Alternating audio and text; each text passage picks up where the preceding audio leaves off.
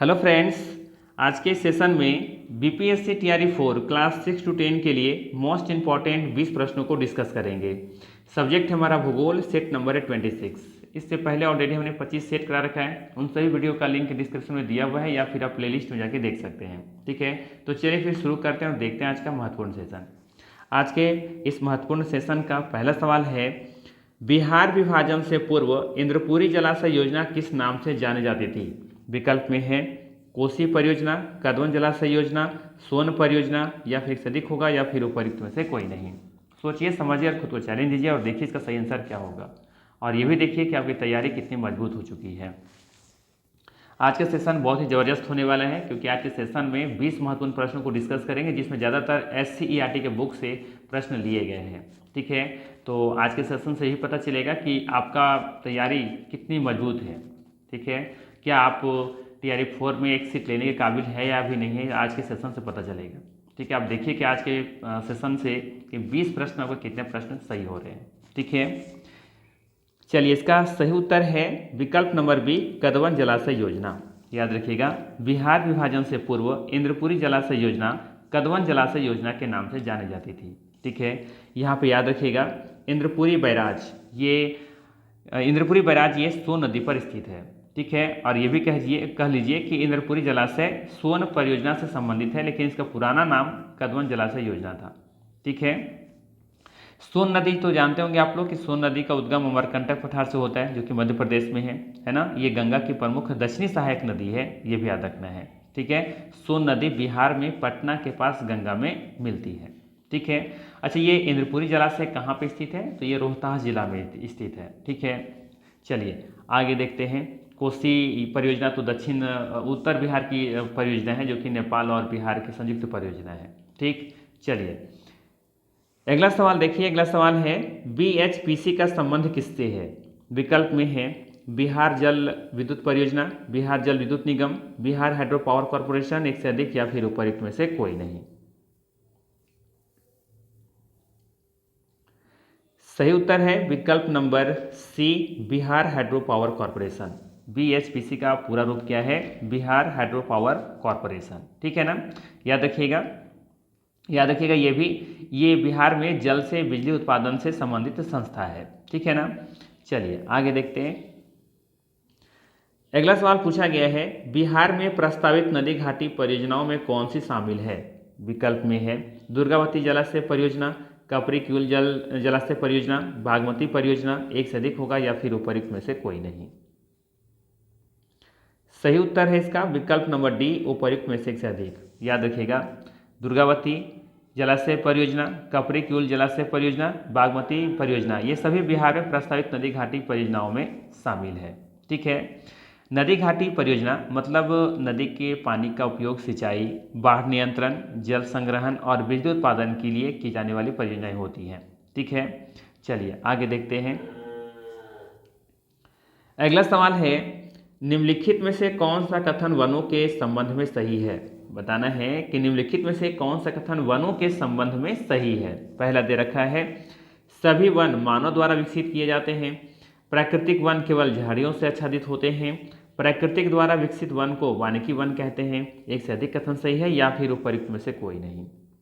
सोचिए, समझिए और उत्तर दीजिए। चलिए बात करते हैं पहला विकल्प के बारे में। दे रखा है सभी वन मानव द्वारा विकसित किए जाते हैं, ये कथन 110% गलत है। ठीक है, प्राकृतिक वन अपने आप विकसित होते हैं। ठीक है, तो ये कथन गलत हो गया। बी विकल्प में है प्राकृतिक वन केवल झाड़ियों से आच्छादित होते हैं, तो ये भी कथन गलत है। प्राकृतिक वन पेड़, झाड़ियाँ, घास सब हो सकते हैं। ठीक है, सी विकल्प देखिए लिखा है प्राकृतिक द्वारा विकसित वन को वानिकी वन कहते हैं, तो ये भी कथन गलत है। ठीक है ना, याद रखिएगा मानव द्वारा विकसित वन को वानिकी वन कहते हैं, तो ये भी कथन सही है। शायद आप फंस गए होंगे यहाँ पे, तो इसका सही आंसर क्या हो जाएगा? ई विकल्प, उपयुक्त में से कोई नहीं। ठीक है, आइए यहाँ से समझते हैं, ध्यान दीजिएगा। वन उस बड़े भूभाग को कहते हैं जो पेड़ पौधों एवं झाड़ियों द्वारा आच्छादित होते हैं।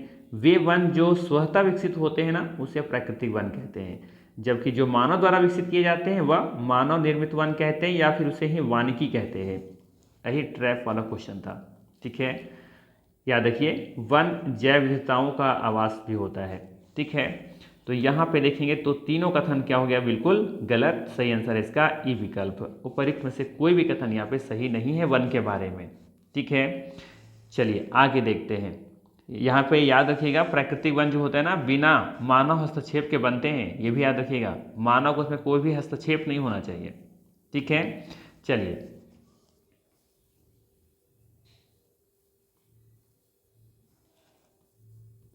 अगला सवाल है, किस वन में लकड़ी काटना और पशुचारण पूर्णतः निषिद्ध है। बताना है कि किस वन में लकड़ी काटना और पशुचारण बिल्कुल निषिद्ध होता है, मनाही होता है। विकल्प में है संरक्षित वन, अवर्गीकृत वन, आरक्षित वन, एक से अधिक, या फिर उपरोक्त में से कोई नहीं। सही उत्तर है सी विकल्प, आरक्षित वन, जिसे रिजर्व वन भी कहते हैं। ठीक है ना, याद रखिएगा वनों को हम 3 वर्गों में वर्गीकरण करते हैं, आरक्षित वन, संरक्षित वन और अवर्गीकृत वन। आरक्षित वन जो होता है ये सबसे बड़ा, या आप कह सकते हैं कि सबसे कड़ा इस पर नियंत्रण किया जाता है। ठीक है, संरक्षित वन में कुछ नियंत्रण किया जाता है और अवर्गीकृत वन में बहुत कम नियंत्रण किया जाता है। ठीक है, तो ये चीज़ आपको याद रखना है। आरक्षित वन में सबसे कड़े नियम होते हैं, जैसे लकड़ी काटना, शिकार करना, पशुचारण करना, सब पे प्रतिबंध रहता है। ठीक है, ये भी याद रखिए भारत के कुल वन क्षेत्र का बड़ा हिस्सा आरक्षित वनों का ही है। ठीक है, चलिए आगे देखते हैं। अगला सवाल है, आरक्षित एवं संरक्षित वन का सर्वाधिक विस्तार किस राज्य में है। पूछा गया है आरक्षित एवं संरक्षित वन का सर्वाधिक विस्तार किस राज्य में है। विकल्प में है छत्तीसगढ़, महाराष्ट्र, मध्य प्रदेश, एक से अधिक, या फिर उपरोक्त में से कोई नहीं। सही उत्तर है मध्य प्रदेश। याद रखिएगा आरक्षित एवं संरक्षित वन का सर्वाधिक विस्तार कहाँ पे है, मध्य प्रदेश में। देखिए छत्तीसगढ़ महाराष्ट्र में भी है, लेकिन सर्वाधिक पूछा है तो मध्य प्रदेश इसका सही आंसर होगा। ठीक है, मध्य प्रदेश के बारे में याद रखिए थोड़ा सा। मध्य प्रदेश को टाइगर स्टेट ऑफ इंडिया भी कहा जाता है। भारत में सबसे अधिक बाघ यहीं पे पाए जाते हैं और प्रमुख राष्ट्रीय उद्यान यहाँ पे कान्हा, बांधवगढ़, पेंच, सतपुड़ा आदि पाए जाते हैं। ठीक है, और मध्य प्रदेश वन संसाधनों में बहुत समृद्ध राज्य माना जाता है, ये भी याद रखिएगा। ठीक है, चलिए अगला सवाल है, हिमालय यव के संबंध में सही कथन चुनिए। दिया है विकल्प में, यह एक पर्णपाती वृक्ष है, इसमें टेक्सोल नामक रसायन प्राप्त होता है, यह केवल दक्षिण भारत में पाया जाता है, इसका उपयोग मलेरिया के उपचार में होता है। उपरोक्त में से एक से अधिक कथन यहाँ पे सही है। बताना है कि यहाँ पे कौन सा कथन सही है। ठीक है, तो चलिए देखते हैं। पहला विकल्प के बारे में दे रखा है, यह एक पर्णपाती वृक्ष है, कथन गलत है। याद रखिएगा हिमालय यव जो है ना, ये आपका सदाबहार वन से संबंधित है। ठीक है, इसमें टेक्सोल नामक रसायन प्राप्त होता है, ये कथन सही है। यह केवल दक्षिण भारत में पाया जाता है, ये कहना बिल्कुल गलत है। ठीक है, ये नाम से पता चल रहा है ना हिमालय, तो हिमालय दक्षिण थोड़ी ना है, तो ये केवल लिखा हुआ है, केवल दक्षिण मिलता है, ये कहना गलत है। ठीक है, आप देखेंगे तो ये अरुणाचल प्रदेश और हिमाचल प्रदेश जैसे राज्यों में अधिक पाए जाते हैं हिमालय यव, और इसका उपयोग मलेरिया के उपचार में होता है, ये कथन भी गलत है। इसका उपयोग कैंसर के उपचार में होता है। ठीक है, तो सही विकल्प क्या हो जाएगा, विकल्प नंबर बी, इससे टेक्सोल नामक रसायन प्राप्त होता है जिससे कैंसर का उपचार किया जाता है। ठीक है, यहाँ देखिए दिख रहा होगा स्क्रीन, क्योंकि पूरा जूम कर दिए हैं। देखिए हिमालय यव जो कि चीड़ के प्रकार का सदाबहार वृक्ष है, ये एक औषधीय पौधा है जो हिमाचल प्रदेश और अरुणाचल प्रदेश के कई क्षेत्रों में पाया जाता है। चीड़ी की छाल, पत्तियां, टहनियां और जड़ों से टेक्सोल नामक रसायन निकाला जाता है तथा इसे कैंसर रोगों के उपचार के लिए प्रयोग किया जाता है। इससे बनाई गई दवाई विश्व में सबसे अधिक बिकने वाली कैंसर औषधि है। इसके अत्यधिक निष्कासन से इस वनस्पति जाति के लिए अस्तित्व का संकट पैदा हो गया है। पिछले एक दशक में हिमाचल प्रदेश और अरुणाचल प्रदेश में विभिन्न क्षेत्रों में यव के हजारों पेड़ विलुप्त हो चुके हैं।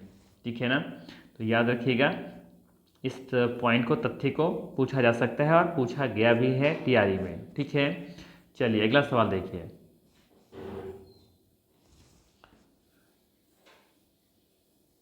चलिए अगला सवाल देखिए है, पूछा गया है जैव विविधता के संबंध में निम्नलिखित में से कौन सा कथन सत्य है।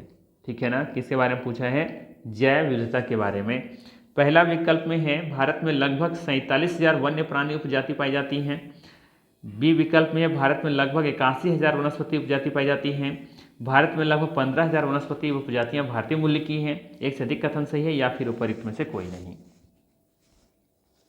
सोचिए, समझिए और देखिए इसका सही उत्तर क्या होगा।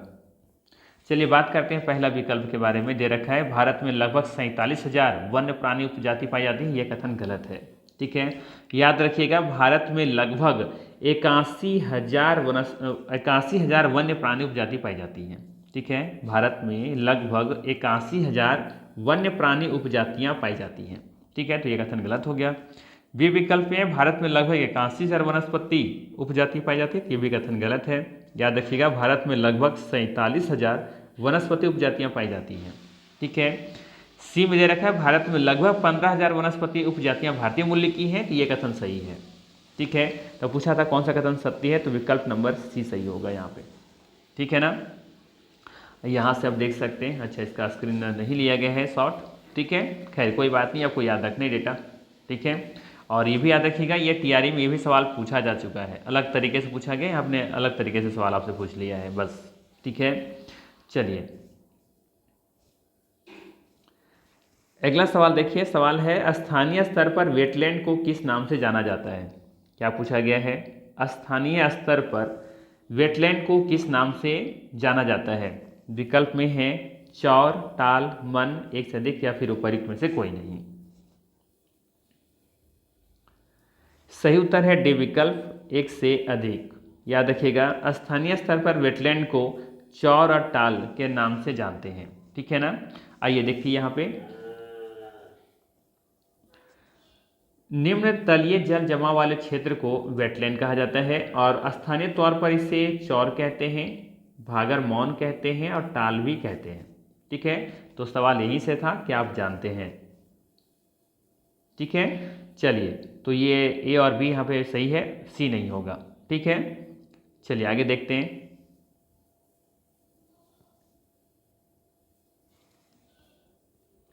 अगला सवाल है पृथ्वी का ठोस भाग जहां हम रहते हैं कहलाता है। बताना है पृथ्वी का ठोस भाग जहां हम रहते हैं कहलाता है। वायुमंडल, जीवमंडल, स्थलमंडल, एक से अधिक या फिर उपर्युक्त में से कोई नहीं। सही उत्तर है इसका सी, स्थलमंडल। पृथ्वी का ठोस भाग जहां हम रहते हैं क्या कहलाता है, स्थलमंडल कहलाता है। ठीक है, पृथ्वी कई मंडलों में बटी है, ठोस, गैसीय, जलीय, जीवित क्षेत्र। यहाँ ठोस भाग पूछा गया है जहाँ भूमि, पर्वत, पठार आदि आते हैं, तो इसका सही उत्तर क्या होगा, स्थलमंडल। ठीक है, वायुमंडल क्यों गलत होगा, क्योंकि यह पृथ्वी के चारों ओर गैसों की परत है। जीवमंडल वह क्षेत्र जहाँ जीवन पाया जाता है, इसमें स्थलमंडल, वायुमंडल, जीवमंडल तीनों को शामिल किया जाता है। ये इंपॉर्टेंट है, ध्यान रखिएगा। ठीक है, चलिए आगे देखते हैं। अगला सवाल है 21 मार्च और 23 सितंबर को पूरे पृथ्वी पर दिन और रात समान होते हैं, यह कहलाता है विषुवत रेखा, विषुव, पूर्णिमा, एक से अधिक या फिर उपर्युक्त में से कोई नहीं।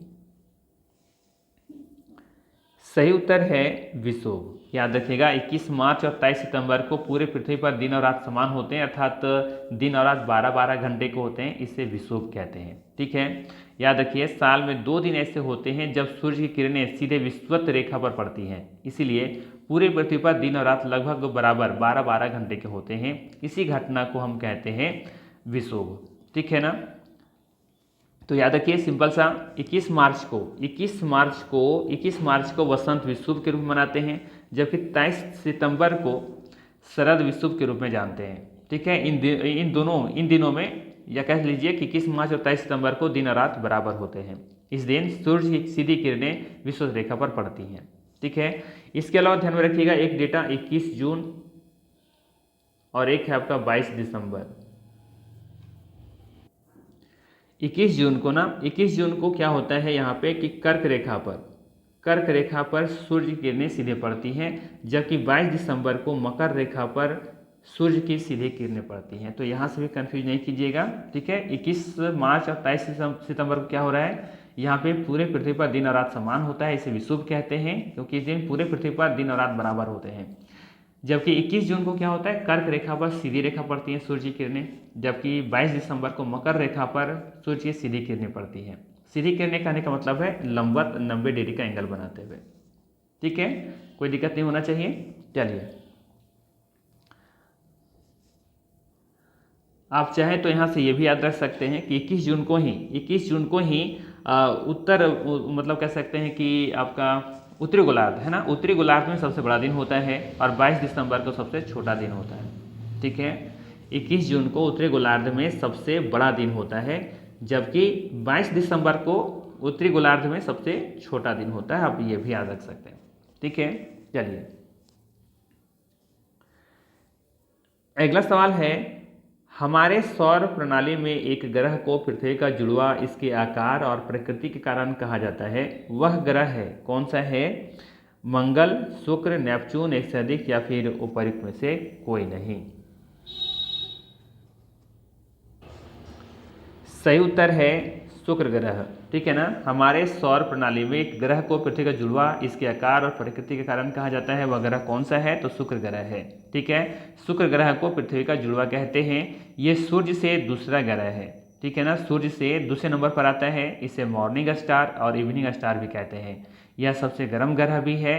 क्यों है? क्योंकि CO2 के कारण यहाँ पर ग्रीन हाउस इफेक्ट देखने को मिलती है, जिसकी वजह से ये सबसे गर्म ग्रह है। ठीक है, अब ये कंफ्यूज मत रहिएगा कि सूर्य के सबसे निकट ग्रह कौन सा है? बुध ग्रह है। तो बुध ग्रह से ज़्यादा गर्म होगा ऐसा नहीं है। ठीक है, निकट होने के बाद भी ये सूर्य शुक्र से ज़्यादा गर्म ग्रह नहीं है। ठीक है, अर्थात हम कह सकते हैं कि शुक्र ग्रह सबसे गर्म ग्रह होता है, सबसे चमकीला ग्रह भी है। इवनिंग स्टार, मॉर्निंग स्टार, सुबह का तारा, शाम का तारा भी कहते हैं। पृथ्वी का जुड़वा बहन भी कहते हैं, क्योंकि इसका आकार और प्रकृति बिल्कुल पृथ्वी के जैसा मिलता जुलता है। ठीक है, चलिए अगला सवाल देखिए। अगला सवाल है, एक ढलान में बड़े पैमाने पर चट्टान, मलबा या मिट्टी खिसकने को कहा जाता है। बताना है, एक ढलान में बड़े पैमाने पर चट्टान, मलबा या मिट्टी खिसकने को कहा जाता है। ज्वालामुखी, हिमस्खलन, उत्खनन, एक से अधिक या फिर उपर्युक्त में से कोई नहीं। सही उत्तर है विकल्प नंबर ई, उपर्युक्त में से कोई नहीं। एक ढलान में बड़े पैमाने पर चट्टान या मलबा या मिट्टी खिसकने को क्या कहते हैं? इसे कहते हैं भूस्खलन। क्या कहा जाता है? भूस्खलन कहा जाता है। अर्थात सही विकल्प ई विकल्प होगा, उपर्युक्त में से कोई नहीं। ठीक है, ज्वालामुखी में क्या होता है? ज्वालामुखी में देखेंगे तो लावा और गैसें यहाँ से निकलती हैं। ठीक है, और हिमस्खलन में क्या होता है? इसमें बर्फ़ खिसकती है। मिट्टी पत्थर वाली बात यहाँ पे नहीं होती है। और उत्खनन का मतलब तो सिंपल सा है कि खुदाई करना। ठीक है, इसलिए सर सही आंसर है ई विकल्प। एक ढलान में बड़े पैमाने पर जब चट्टान और मलबा मिट्टी खिसकती है तो उसे क्या कहते हैं? उसे भूस्खलन कहते हैं। ठीक है, भूस्खलन का कारण क्या हो सकता है? भारी वर्षा हो सकता है, भूकंप हो सकता है, जंगलों की कटाई हो सकता है। ठीक है, और ये हिमालय क्षेत्र में अधिक देखने को मिलता है। ठीक है, चलिए बढ़े आगे। अगला सवाल है, भारत में काली मिट्टी का सर्वाधिक विस्तार किस राज्य में है? विकल्प में है गुजरात, महाराष्ट्र, मध्य प्रदेश, एक से अधिक या फिर उपर्युक्त में से कोई नहीं।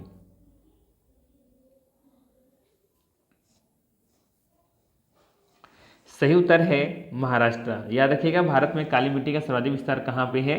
तो महाराष्ट्र में है। ठीक है, वैसे कुछ क्षेत्र गुजरात में भी देखने को मिलता है, मध्य प्रदेश में मिलता है, लेकिन सर्वाधिक विस्तार आपको महाराष्ट्र बतानी है। ठीक है, काली मिट्टी में ना, काली मिट्टी को ही रेगुर मिट्टी कहा जाता है। ये कपास के लिए सबसे उपयुक्त मिट्टी मानी जाती है और इसमें नमी रोकने की क्षमता अधिक होती है। सूखने पर ये इसमें दरार पड़ जाती है, इसलिए स्वतः जोत मिट्टी भी इसे कहा जाता है। ठीक है, चलिए अगला सवाल देखिए। अगला सवाल है, भारत की सबसे लंबी सहायक नदी कौन सी है? बताना है, भारत की सबसे लंबी सहायक नदी कौन सी है? विकल्प में है यमुना, घाघरा, गोदावरी, एक से अधिक या फिर उपर्युक्त में से कोई नहीं।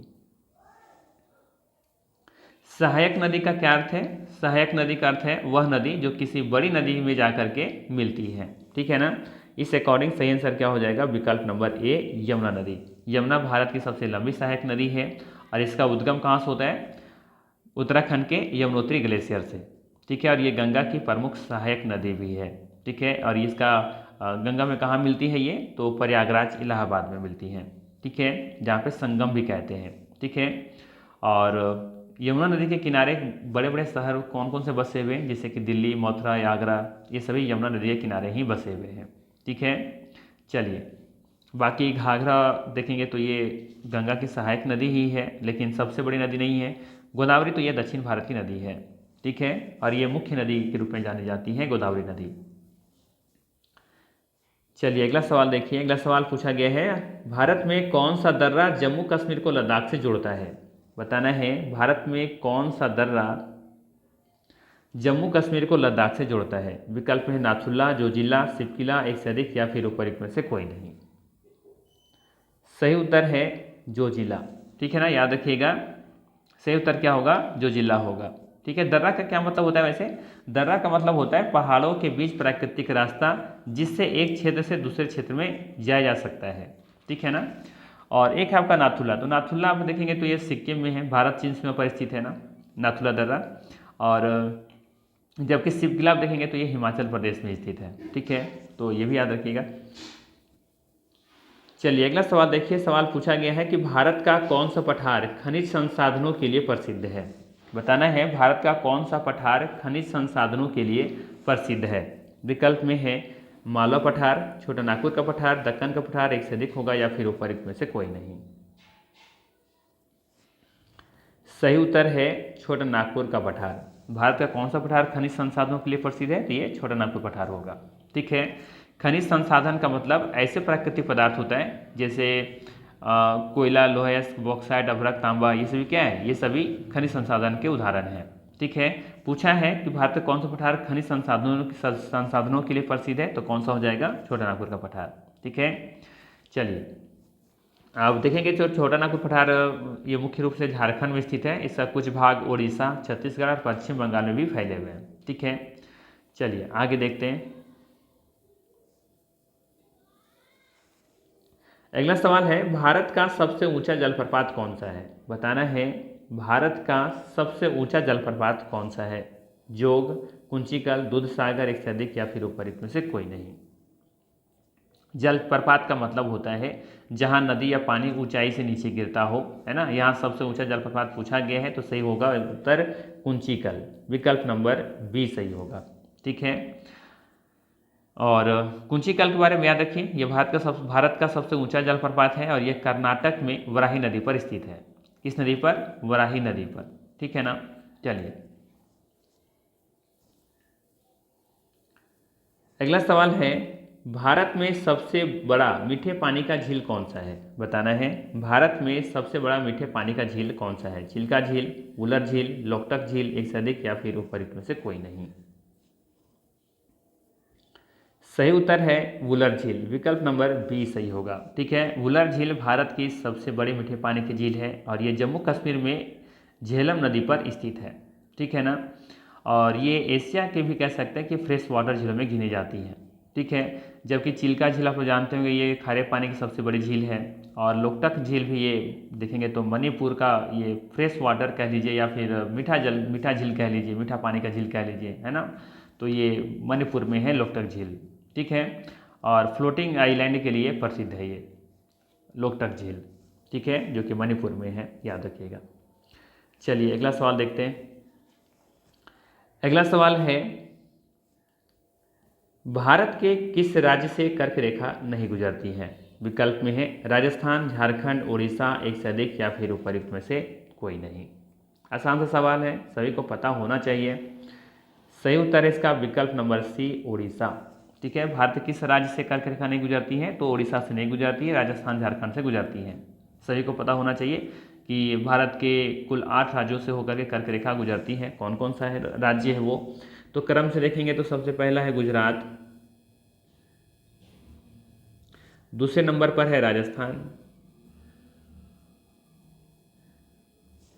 तीसरे नंबर पर है मध्य प्रदेश,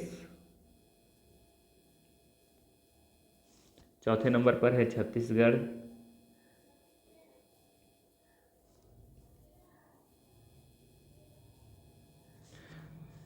पांचवें नंबर पर है आपका झारखंड। याद रखिएगा बाईं तरफ से दाईं तरफ, यानी कि कह सकते हैं कि पश्चिम से पूरब की तरफ बढ़ता हुआ क्रम में लगा दे रहे हैं हम। इसके बाद है पश्चिम बंगाल। और आप लोग कमेंट करके बताइए कि पश्चिम बंगाल की अभी नए मुख्यमंत्री कौन बने हैं। 7वें नंबर पर है त्रिपुरा और अंतिम जो राज्य है वो है मिजोरम। ठीक है, तो ये कुल 8 राज्य हैं जहाँ से कर्क रेखा पास होती है। ठीक है ना। तो ये था आज का महत्वपूर्ण 20 प्रश्न। ये सेशन कैसा लगा जरूर बताइएगा और चैनल पर नए हैं तो सब्सक्राइब कर लीजिएगा। बाकी फिर मिलते हैं इसी तरह के नेक्स्ट वीडियो में। और हाँ, वीडियो को लाइक करके ही जाइएगा। वीडियो को आप लोग लाइक बहुत कम करते हैं, देखते हैं 10-11 ही लाइक रहता है। तो जो लाइक करते हैं उनको दिल से धन्यवाद, और जो नहीं भी करते हैं उनको भी दिल से धन्यवाद कि कम से कम वीडियो तो आप लोग देखते हैं। लेकिन रिक्वेस्ट रहेगा आपसे कि कम से कम वीडियो पसंद आए तो लाइक कीजिए, और नहीं पसंद आता है तो डिसलाइक करके जाइए, कोई दिक्कत नहीं है। अगर वीडियो अच्छा लगता हो तो लाइक कीजिए, और डिसलाइक पसंद नहीं आता हो तो डिसलाइक करके ही जाइए प्लीज़। इतना जाते जाते आपसे रिक्वेस्ट करते हैं। देखिए, हमारे पास व्यू कितना जाता है, 80 व्यू जाता है, 50 व्यू जाता है। आप यकीन नहीं करेंगे, यूट्यूब पता है पैसा कैसे देता है। सच्चाई यही है कि किसी वीडियो पर अगर कम से कम तो 4000 जब व्यू जाता है ना, तो $1 मिलता है। $1 मतलब कितना, मान के चलते मोटा मोटी 90 रुपया, 100 रुपये मान लीजिए। तो सोचिए अगर 4000 व्यू जाएगा तो हमें 100 रुपये मिलेगा। ठीक है, और व्यू कितना जाता है, तो 40 व्यू जाता है, 80 व्यू जाता है। तो सोचिए हम कहाँ हैं। तो ये बेरोजगारी वाला काम की तरह होता है, लेकिन फिर भी आप लोग के लिए इतना मेहनत करते हैं। ठीक है, तो कोशिश कीजिए कम से कम एक लाइक कर दिया कीजिए। इतना भी आप लोग जैसे होता है ना बेदर्दी हो जाना, वो मत कीजिए ऐसा, है ना। थोड़ा हमदर्दी दिखाइए, थोड़ा सा यहाँ तक पहुँच जाते तो लाइक करके जाइए। ठीक है, चलिए फिर बाकी कुछ बताइएगा आप लोग अपने बारे में और क्या चाहिए। ठीक है, बाकी फिर मिलते हैं नेक्स्ट वीडियो में। Thanks for watching.